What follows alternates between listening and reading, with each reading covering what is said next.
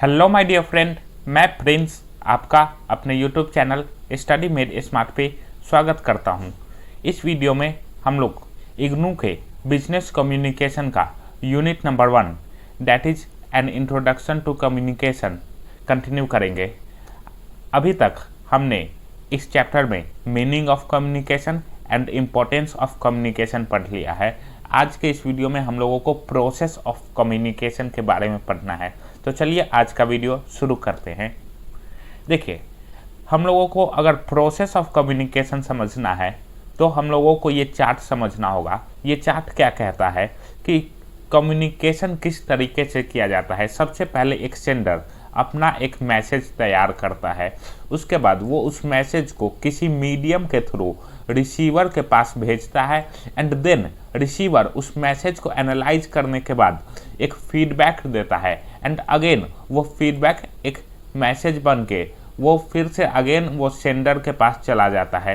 Hence ये process हमेशा चलते रहता है, रिपीट होते रहता है। सेंडर रिसीवर बन जाता है एंड रिसीवर अगेन सेंडर बन जाता है। ओके, सो आई होप आपको ये चार्ट क्लियर होगा कि ये चार्ट क्या कहता है। सबसे पहला एक मैसेज एक सेंडर के थ्रू स्टार्ट होता है, फिर वो मैसेज एक मीडियम के थ्रू रिसीवर के पास जाता है एंड देन वो फीडबैक अपना देता है। ओके, अब हम लोगों को इन सभी के बारे में डिटेल में डिस्कशन करना है।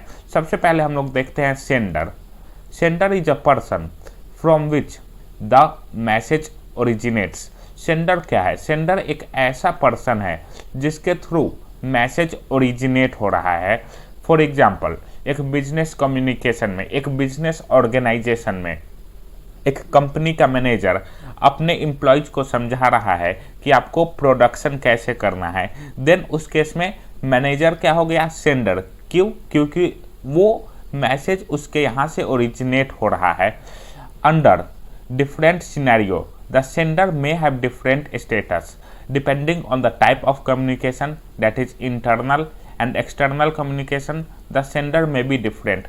देखिए, सेंडर डिफरेंट सिनेरियोज में अलग अलग हो सकते हैं। फॉर एग्जाम्पल, अगर इंटरनल कम्युनिकेशन में बात करें तो सेंडर एक डायरेक्टर हो सकता है, को वर्कर्स सेंडर हो सकते हैं या सबऑर्डिनेट सेंडर हो सकता है। एंड अगर एक्सटर्नल कम्युनिकेशन की बात करें तो सेंडर गवर्नमेंट हो सकता है, कस्टमर हो सकता है या फिर एक सप्लायर हो सकता है। ओके, हमने internal communication and external communication के बारे में पिछले वीडियो में बहुत ही डिटेल में बात किया था। अगर आपने वो वीडियो देखा है तो आपको ये क्लियर होगा कि इंटरनल कम्युनिकेशन में सेंडर कैसे एक्ट करते हैं एंड एक्सटर्नल कम्युनिकेशन में सेंडर कैसे एक्ट करते हैं। ओके, नाउ नेक्स्ट हम लोगों को देखना है message. A message is the information और the thought the sender wants to send. Message क्या है? वो इंफॉर्मेशन जो सेंडर भेजना चाह रहा था, उस इंफॉर्मेशन को हम लोग मैसेज बोलते हैं। Depending on the status of sender nature of message changes. देखिए, जैसे जैसे सेंडर का नेचर चेंज होता है वैसे ही मैसेज का भी नेचर चेंज होता है। फॉर एग्जाम्पल, अगर कोई मैनेजर सेंडर है देन वो किस टाइप का मैसेज देगा? वो एम्प्लॉयज़ को ऑर्डर दे सकता है, वो एम्प्लॉयज़ को सजेशन दे सकता है, वो एम्प्लॉयज़ को अप्रिसिएशन दे सकता है उसके अच्छे काम के लिए, या फिर वो एम्प्लॉयज़ को वार्निंग भी दे सकता है अगर एम्प्लॉयज़ अच्छे से काम नहीं करते हैं तो। ओके, नाउ अब सबऑर्डिनेट क्या मैसेज दे सकता है? सबऑर्डिनेट कोई कंप्लेन लेके आ सकता है अपने सुपीरियर के पास, वो कोई रिक्वेस्ट भेज सकता है जिससे कि उसका प्रॉब्लम सॉल्व हो जाए। सो सबऑर्डिनेट्स का मैसेज कोई कंप्लेन हो सकता है, कोई रिक्वेस्ट हो सकता है। In the same way supplier क्या मैसेज लेके आ सकता है? Reminder for clearance of pending bill, कि अगर कोई बिल है जिसका पेमेंट करना है तो उसके लिए वो रिमाइंडर भेज सकता है। सो सप्लायर का मैसेज ये हो सकता है। कस्टमर का मैसेज क्या होगा? Request for supply of goods, means अगर कोई गुड्स का सप्लाई करना है तो उसके लिए रिक्वेस्ट भेज सकता है, या फिर वो एक कंप्लेन भेज सकता है कि वो कोई गुड्स खरीद के ले गया था लेकिन वो उसको पसंद नहीं आया है तो उसके लिए वो कंप्लेन भेज सकता है, या फिर गुड्स में कोई डिफेक्ट है तो उसके लिए कस्टमर ऑर्गेनाइजेशन को कंप्लेन भेज सकता है। गवर्नमेंट भी एक सेंडर हो सकता है, वो टैक्स का डिटेल्स चाहता है, वो प्रोडक्शन का डिटेल्स चाहता है। सो अलग अलग केसेस में सेंडर का जो नेचर ऑफ मैसेज होता है वो चेंज होते रहता है। ओके, आई होप आप लोगों को मैसेज क्लियर होगा कि मैसेज क्या होता है एंड डिफरेंट सेंडर्स के द्वारा डिफरेंट मैसेज क्या हो सकते हैं। ओके, नाउ नेक्स्ट हम लोगों को पढ़ना है encoding. The step is not shown in the above sequence of events, it intervenes between message and channel। देखिए ये जो स्टेप है वो हमने जो चार्ट देखा था उसमें नहीं है। क्यों नहीं है?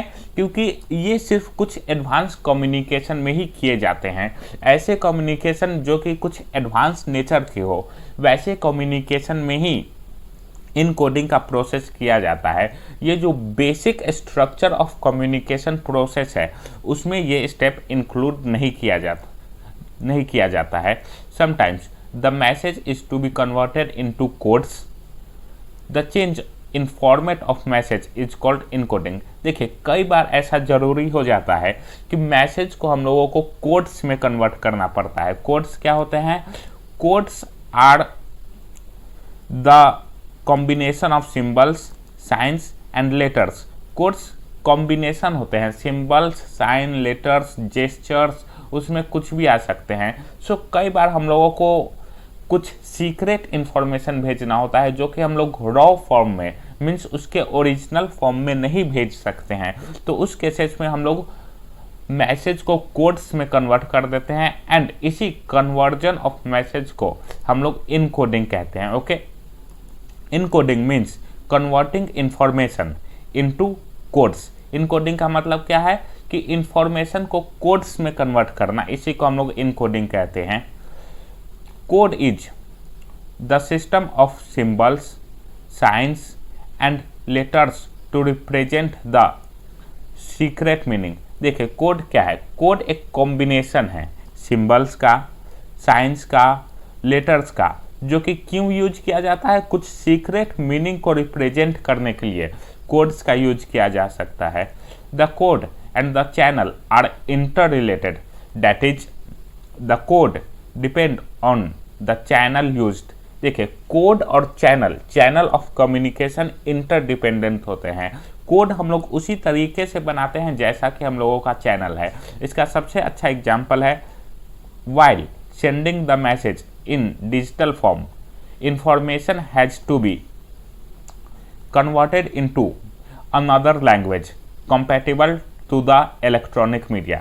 देखिए अभी हमने देखा कि हम लोगों को अपने मैसेज को कोड्स में कन्वर्ट करना पड़ता है। वैसे ही जब भी हम लोग किसी मैसेज को डिजिटल फॉर्म में, मीन्स कंप्यूटर्स के थ्रू भेजते हैं, तो उस केस में क्या होता है? जो मैसेज होता है उसको सबसे पहले बाइनरी लैंग्वेज में चेंज किया जाता है। आप लोग इसके बारे में अपने लोअर क्लास कंप्यूटर क्लासेस में समझे होंगे कि सबसे पहले मैसेज को कंप्यूटर के language, that is binary language में चेंज किया जाता है, उसके बाद उसको प्रोसेस किया जाता है। सो ये क्या है? ये एक एग्जाम्पल है इनकोडिंग का। ओके, सो आई होप आपको इनकोडिंग क्लियर होगा। नेक्स्ट हम लोगों को देखना है चैनल। चैनल क्या होता है? A communication channel is the medium through which the message to the intended receiver is sent। देखिए चैनल क्या है? चैनल एक ऐसा मीडियम है, जिसके थ्रू मैसेज भेजा जाता है। एक ऐसा मीडियम जिसके थ्रू मैसेज भेजा जाता है उसको चैनल कहते हैं। फॉर एग्जाम्पल ईमेल्स के थ्रू हम लोग मैसेज भेजते हैं, तो ये एक चैनल है। अनदर एग्जाम्पल व्हाट्सएप, लेटर, ये सारे कुछ ऐसे एग्जाम्पल है चैनल्स के।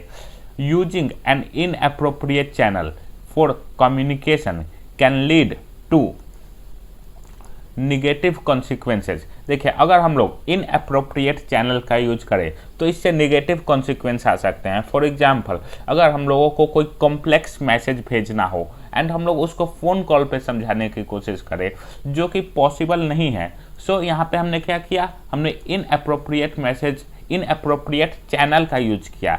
सो इस केस में मैसेज करेक्टली डिलीवर नहीं हो पाएंगे, जिससे कि हमारा कम्युनिकेशन सही तरीके से नहीं हो पाएगा। Hence better communication channel is used for complex message to ensure clarity. Hence ये हम लोगों को बतलाया जाता है कि हम लोगों को बेटर कम्युनिकेशन चैनल का यूज करना है, जिससे कि हम लोग कॉम्प्लेक्स मैसेज को क्लैरिटी के साथ अपने रिसीवर के पास पहुंचा सके। ओके, नाउ अब हम लोगों को टाइप्स ऑफ कम्युनिकेशन के बारे में डिस्कशन करना है। कम्युनिकेशन चैनल के बहुत सारे टाइप्स होते हैं। सबसे पहला है face to face communication. Video conferencing is also a part of this channel. देखिए, face to face communication channel में हम लोग जानते हैं कि जब भी कोई दो लोग आमने सामने आके बात करते हैं तो उसको face to face communication channel कहते हैं। सो वीडियो कॉन्फ्रेंसिंग भी face to face communication channel का ही एक पार्ट है। Through this channel sender can communicate with staff without calling them to one place. देखिए, face to face communication channel में क्या फायदा होता है कि हम लोग सेंडर और रिसीवर को बिना एक जगह लाए हम लोग अच्छे तरीके से कम्युनिकेट कर सकते हैं। ये क्यों पॉसिबल है? क्योंकि हम लोग वीडियो कॉन्फ्रेंसिंग करते हैं। Okay, in this type of channel facial effect and senders tone create a desired effect on the receiver. देखिए, face to face communication channel का सबसे अच्छा बेनिफिट क्या है कि हम लोग अपने फेशियल इफेक्ट से एंड अपने टोन से रिसीवर के ऊपर एक डिजायर्ड इफेक्ट क्रिएट कर सकते हैं। फॉर एग्जाम्पल, अगर आपसे कोई फेशियल इफेक्ट के साथ बात करे तो गारंटी है कि वो अपने मैसेज को अच्छे तरीके से डिलीवर कर पाएगा। There is a very less chance of conflict between the sharing of idea and if there is the sender and receiver can ask question to each other to seek clarification. देखिए, face to face communication channel का सबसे अच्छा benefit क्या है कि कोई भी conflict नहीं होता है, एंड अगर इन केस कोई कॉन्फ्लिक्ट हो जाए तो वो इंस्टेंटली अपने क्वेश्चन को आस्क कर सकते हैं, वो उस क्वेरी के रिलेटेड क्वेश्चन पूछ सकते हैं एंड जो भी क्लैरिफिकेशन चाहिए वो इंस्टेंट मोड में ले सकते हैं। लेटर के केस में ऐसा नहीं होता है। लेटर के केस में लेटर पहुंचेगा, उसके बाद ही क्लैरिफिकेशन मिलेगा। लेकिन face to face communication channel में जिस समय आपको क्वेरी आए आप उसी समय उसको क्लैरिफाई कर सकते हैं। ओके, नाउ नेक्स्ट हम लोगों को कम्युनिकेशन चैनल देखना है mobile communication channel. Mobile communication channel is preferred when a private or confidential message is to be communicated to an individual or a small group of person। देखिए, mobile communication channel का use कब किया जाता है? जब भी हम लोगों को कुछ प्राइवेट या कॉन्फिडेंशियल मैसेज कुछ स्मॉल नंबर ऑफ लोगों तक पहुंचाना है, उस केस में हम लोग मोबाइल कम्युनिकेशन चैनल का यूज करते हैं। इसका यूज बेसिकली इसलिए किया जाता है क्योंकि ये लेस एक्सपेंसिव होते हैं एंड ये क्विक, मतलब बहुत ही जल्दी इनका यूज किया जा सकता है। नाउ नेक्स्ट है electronic communication channel. It includes emails, internet and other social media platforms. The communication channel is used for one two one, one two group और मास कम्युनिकेशन। देखिए, इलेक्ट्रॉनिक कम्युनिकेशन चैनल्स में बहुत सारे channels आते हैं, जैसे emails, internet and और भी बहुत सारे social media platform like Facebook, Google. ये सारे इलेक्ट्रॉनिक कम्युनिकेशन चैनल के अंदर में आते हैं। इसका यूज हम लोग डिफरेंट पर्पस के लिए कर सकते हैं। लाइक इसका यूज हम लोग वन टू वन कम्युनिकेशन के लिए भी कर सकते हैं। फॉर एग्जांपल, व्हाट्सएप पे हम लोग एक दूसरे से चैट करते हैं तो ये वन टू वन कम्युनिकेशन का एग्जांपल है। या फिर हम लोग वन टू ग्रुप भी इससे कम्युनिकेट कर सकते हैं। फॉर एग्जांपल, व्हाट्सएप पे हम लोगों का ग्रुप होता है या फेसबुक पे हम लोगों का कम्युनिटी होता है, तो उसमें क्या होता है, वन टू ग्रुप कम्युनिकेशन होता है। या फिर हम लोग इस पे मास कम्युनिकेशन भी कर सकते हैं। जब भी हम लोग फेसबुक पे कोई एक पब्लिक इमेज अपलोड करते हैं या पब्लिक डॉक्यूमेंट अपलोड करते हैं तो वो एक मास कम्युनिकेशन का एग्जाम्पल होता है। इट इज लेस एक्सपेंसिव और even does not involve cost as many companies such as Facebook, Twitter, Google are available for free. देखिए इस कम्युनिकेशन चैनल का यूज हम लोग क्यों करते हैं, क्योंकि इसमें बहुत ही कम कॉस्ट लगता है एंड कई सारी कंपनीज तो ऐसी है जो कि फ्री में अवेलेबल है, लाइक फेसबुक, ट्विटर, गूगल। सो इससे क्या होता है कि हम लोगों को एडवर्टाइजमेंट करने में, मास कम्युनिकेशन करने में बहुत ही आसानी मिलती है एंड कॉस्ट भी बहुत कम लगता है as compare to TV, radio या फिर न्यूज़पेपर में। अगर हम लोग टीवी में अपना कोई एडवर्टाइजमेंट करें तो उसमें बहुत ज़्यादा एक्सपेंस लगता है, लेकिन अगर हम लोग फेसबुक पे, इंस्टाग्राम पे अपना प्रोडक्ट का एडवर्टाइजमेंट करें तो वो फ्री में भी किया जा सकता है, क्योंकि कंपनीज बहुत ही कम कॉस्ट चार्ज करती है एंड जो भी हम लोगों का एक्सपेंस होगा वो अपने प्रोडक्शन पे ही जाएगा। Okay, now next communication channel है broadcast communication channel. This includes TV and radio. देखिए ब्रॉडकास्ट कम्युनिकेशन चैनल में कौन से चैनल्स आते हैं, जो कि एक लार्ज अमाउंट ऑफ पीपल को इंट्रोड्यूस करने के लिए होते हैं, like TV, radio. This type of communication channel are usually used by business for advertising there product. देखिए ये चैनल्स बेसिकली बिजनेस के द्वारा एडवर्टाइजमेंट के लिए यूज किए जाते हैं, लाइक हम लोगों को अपना कोई प्रोडक्ट एडवर्टाइज करना है तो उस केस में हम लोग ब्रॉडकास्ट कम्युनिकेशन चैनल का यूज करते हैं। आप लोग अक्सर टीवी में ऐड देखते होइएगा, क्लोजअप का, कोलगेट का। ये सारी क्या है, ये सारी बिजनेस ऑर्गेनाइजेशन आपसे कम्युनिकेट करना चाह रही है, अपने प्रोडक्ट के बारे में आपको बतलाना चाह रही है। सो ये सारी ब्रॉडकास्ट कम्युनिकेशन चैनल का एग्जाम्पल है। नेक्स्ट एंड लास्ट है रिटेन मेथड ऑफ कम्युनिकेशन। इस include letter, cash memo, newspaper etcetera. देखिए जो भी कम्युनिकेशन रिटेन मेथड में होते हैं उन सभी को एक ही ग्रुप में कैटेगोराइज कर दिया गया है, that is written method of communication. Business organization use this channel for announcing their policy, sending memo, notices, etc. Sometimes written communication is sent for advertisement their product। देखिए बिजनेस ऑर्गेनाइजेशन इस channel का use basically अपने internal communication के लिए करती है, like अगर उनको कोई पॉलिसी अपने एम्प्लॉयज तक पहुंचाना है तो उसके लिए कर सकती है, या फिर कैश मेमो भेजना है, लाइक हम लोग बिलिंग करते हैं तो अभी भी बहुत सारी ऑर्गेनाइजेशन पेपर पे बिलिंग करती है तो उस केस में भी रिटन कम्युनिकेशन होता है। या फिर हम लोग को कोई नोटिस भेजना है अपने किसी क्लाइंट के पास या फिर गवर्नमेंट के पास हम लोगों को कोई नोटिस भेजना है, उस केस में हम लोग रिटन मेथड ऑफ कम्युनिकेशन का यूज करते हैं। साथ ही साथ हम लोग एडवर्टाइजमेंट करने के लिए भी रिटन मेथड ऑफ कम्युनिकेशन का यूज करते हैं, दैट इज अगर हम लोग न्यूज़पेपर में एडवर्टाइजमेंट करते हैं तो उसमें हम लोग रिटन मेथड का यूज करते हैं, क्योंकि इसमें हम लोग पेपर पे लिख के काम करते हैं, पेपर पे लिख के अपने प्रोडक्ट को एडवर्टाइज करते हैं। ओके, आई होप आपको कम्युनिकेशन चैनल के बारे में क्लियर होगा। कम्युनिकेशन चैनल को हमने बेसिकली 5 कैटेगरी में डिवाइड किया। सबसे पहला फेस टू फेस, दूसरा मोबाइल कम्युनिकेशन, तीसरा internet that is electronic media, चौथा ब्रॉडकास्ट कम्युनिकेशन एंड पांचवा written method of communication. I hope आप लोगों को कम्युनिकेशन चैनल्स में कोई प्रॉब्लम नहीं होगी। नेक्स्ट हम लोगों को देखना है receiver.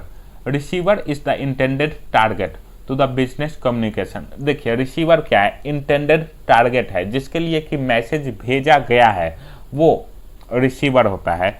After the communication is sent there are 3 stages before the receiver can respond. देखिए जैसे ही रिसीवर के पास मैसेज आता है, मीन्स मैसेज आने के बाद, चैनल से मैसेज निकलने के बाद और रिसीवर उसको डिकोड करे, उसमें बेसिकली 3 स्टेजेज होते हैं। सबसे पहला रिसेप्शन ऑफ मैसेज, दूसरा डिकोडिंग एंड तीसरा अंडरस्टैंडिंग द मैसेज। इन तीनों के बारे में अब हम लोग डिटेल में डिस्कस करते हैं। सबसे पहले हम लोग देखते हैं reception of message. Message reception is the key element of business communication process because it can induce desired effect on the receiver if received properly। देखिए मैसेज रिसेप्शन एक बहुत ही इम्पोर्टेंट एलिमेंट है कम्युनिकेशन प्रोसेस का, क्योंकि अगर reception अच्छे से हो मैसेज का, जैसा मैसेज सेंडर भेजना चाह रहा था वैसे ही मैसेज रिसीव हो, तभी मैसेज अच्छे से डिलीवर हो पाएगा। फॉर एग्जाम्पल, इसका मैं आपको एक बहुत ही अच्छा एग्जाम्पल देता हूँ। एक न्यूज़पेपर में एक कंपनी ने एडवर्टाइजमेंट किया कि हमारे यहाँ अच्छे दवाइयाँ मिलती है। ओके नाउ, अब मान लीजिए कि उस न्यूज़पेपर में दवाइयाँ वर्ड रहा ही नहीं उसमें, या फिर दवाइयाँ वर्ड मिट गया किसी कारण से, तो अब उसमें क्या दिखेगा, हमारे यहाँ अच्छे मिलते हैं। सो यहाँ पे रिसेप्शन ही अच्छे से नहीं हुआ, सो ये एक प्रॉब्लम हो जाता है। सो हम लोगों को रिसेप्शन अच्छे से हो रिसीवर के पास, ये इंश्योर करना पड़ता है।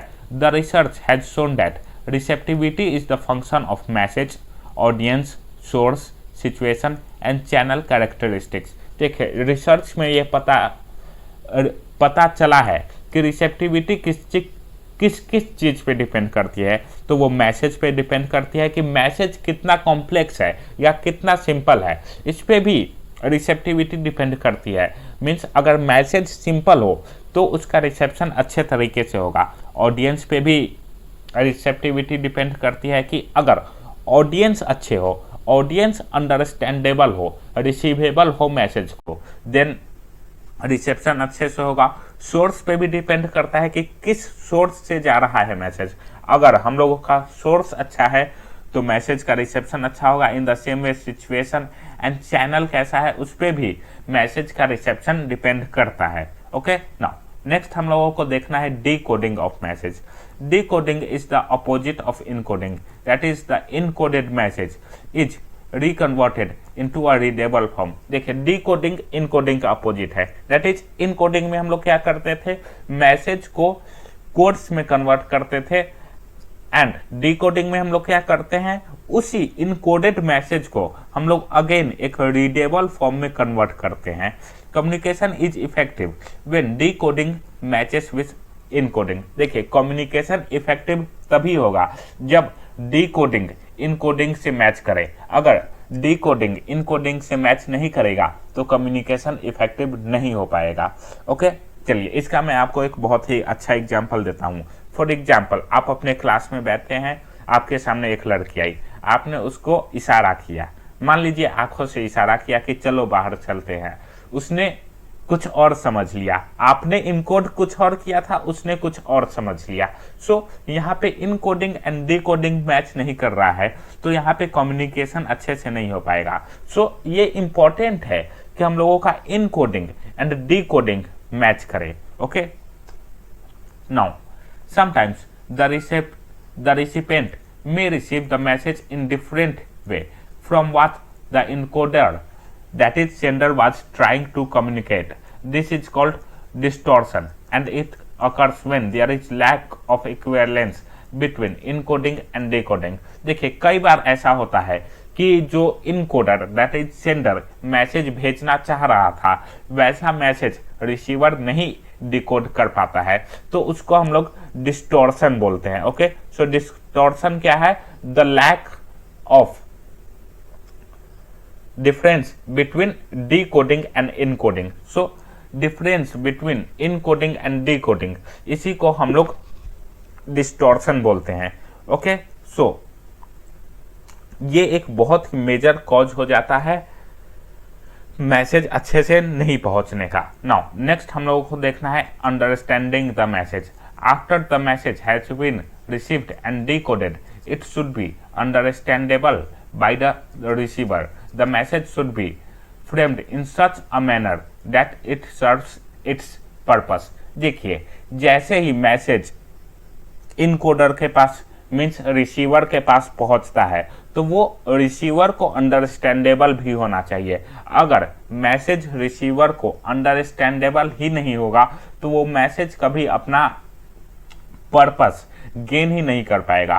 फॉर एग्जाम्पल, मैंने आपको कुछ समझाया, आपने सब कुछ कर लिया, आपने डिकोड कर लिया, आपने समझ लिया, लेकिन मैंने आपको कुछ ऐसे लैंग्वेज में समझा, मैंने आपको कुछ ऐसा बात बतला दिया जो कि आप अंडरस्टैंड ही नहीं कर सकते हैं। सो उस मैसेज का कोई फायदा ही नहीं है। So understanding the message is very important. Okay now next, the status of receiver depends on the status of sender. Sender. देखिए जो रिसीवर का स्टेटस होता है वो सेंडर के स्टेटस पे डिपेंड करता है। मीन्स अगर रिसीवर एक सबऑर्डिनेट है तो सेंडर कौन होगा? सेंडर एक सुपीरियर होगा। रिसीवर अगर गवर्नमेंट है तो सेंडर कौन होगा? सेंडर ऑर्गेनाइजेशन होगा। सो ये ऐसे आप लोगों से क्वेश्चन पूछा जा सकता है। ओके, सो आप लोग इसको ध्यान में रखिएगा। नेक्स्ट है रिसीवर एंड सेंडर में चेंज देयर पोजीशन। मीन्स कि रिसीवर और सेंडर अपने पोजीशन को चेंज करते रहते हैं। फॉर एग्जांपल कभी सुपीरियर एक सेंडर हो सकता है तो कभी सबऑर्डिनेट एक सेंडर हो सकता है। सो रिसीवर एंड सेंडर अपने पोजीशन को चेंज करते रहते हैं। ओके, आई होप आप लोगों को रिसीवर वाला कॉन्सेप्ट क्लियर होगा। नेक्स्ट हम लोगों को देखना है feedback. After the message has been received receiver sends the response. देखिए जैसे ही मैसेज रिसीव हो जाता है रिसीवर के द्वारा, रिसीवर रिस्पॉन्स भेजता है। The analysis of response in terms of information sent by the sender is called feedback. देखिए रिसीवर ने रिस्पॉन्स भेजा एंड उस रिस्पॉन्स के एनालिसिस को हम लोग फीडबैक बोलते हैं। सो आप लोग इस बात का ध्यान रखिएगा कि फीडबैक और रिस्पॉन्स दोनों अलग अलग बातें हैं। फीडबैक क्या है? The critical assessment of a response. Feedback हम लोग किसको बोलेंगे? जब भी एक रिस्पॉन्स का हम लोग असेसमेंट करते हैं तो उसको फीडबैक बोलेंगे। वाइल रिस्पॉन्स क्या है? रिस्पॉन्स इज द आंसर और reply to anything. So we can say it as a more generic term. Response क्या है? एक जेनरिक टर्म है। वाइल फीडबैक क्या है? फीडबैक एक क्रिटिकल असेसमेंट है किसी एक रिस्पॉन्स का। इसका मैं आपको एग्जांपल देता हूं।